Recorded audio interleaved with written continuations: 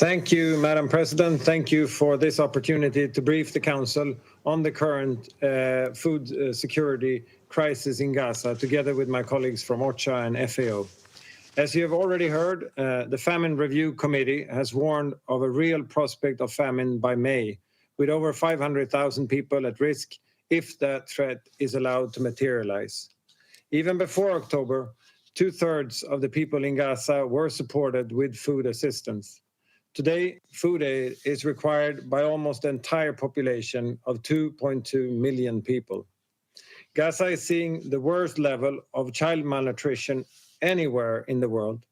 One child in every 6 under the age of 2 is acutely malnourished.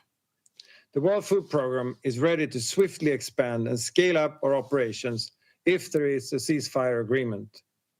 But in the meantime, the risk of famine is being fueled by the inability to bring critical food supplies into Gaza in sufficient quantities, and the almost impossible operating conditions faced by our staff on the ground.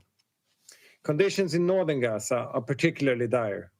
On Sunday, February 18, we resumed deliveries to the north for the first time in 3 weeks. Our intention was to send 10 trucks per day for 7 days to address immediate needs and provide some reassurance to people living there that sufficient food would be brought in. However, on both February 18 and 19, our convoys faced significant obstacles. There were delays at checkpoints, they faced gunfire and other violence, food was looted along the way, and at their destination, they were overwhelmed by desperately hungry people. As a result, we've been forced to pause deliveries of food to the north until conditions are in place that allow for safe distributions, both for our staff and for the people receiving our assistance. This is not a decision WFP has taken lightly, as we know it means conditions will worsen and more people will be at risk of dying from hunger-related causes. But the breakdown in civil order, driven by sheer desperation, is preventing the safe distribution of aid. We are now urgently exploring all viable delivery options to allow the resumption of operations in northern Gaza as soon as possible. This is an absolute humanitarian imperative. The staff on our convoys witnessed catastrophic conditions in the north. Food and clean water are scarce, malnutrition is soaring, and disease is rife. Madam President, immediate action is required to enable a huge increase in the volume of food and other humanitarian supplies going into northern Gaza. This is the only way to calm tension and restore some semblance of civil order. For this to happen, we need a functioning operating environment. We need the port of Ashdod and the Kearney crossing to open so we can import food and other essential supplies swiftly and at scale. And we need a working humanitarian notification system and a stable communications network to keep humanitarian staff safe. If nothing changes, a famine is imminent in northern Gaza. We must all double down and live up to our responsibilities to ensure it does not happen on our watch.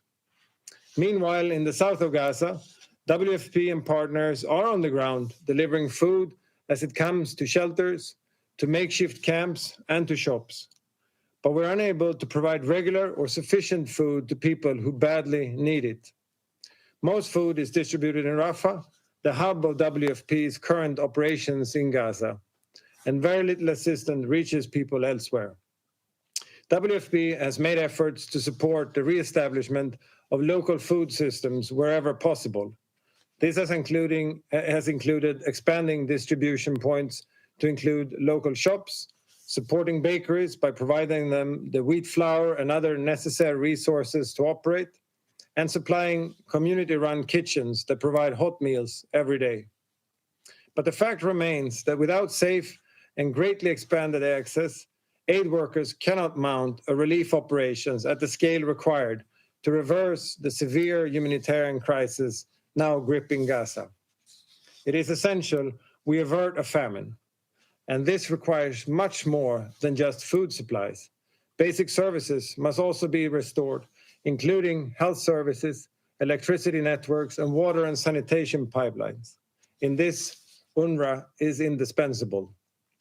Council members, in 2018, this body adopted Security Council Resolution 2417, which reaffirms international humanitarian law and the need to break the vicious cycle between armed conflict and food insecurity.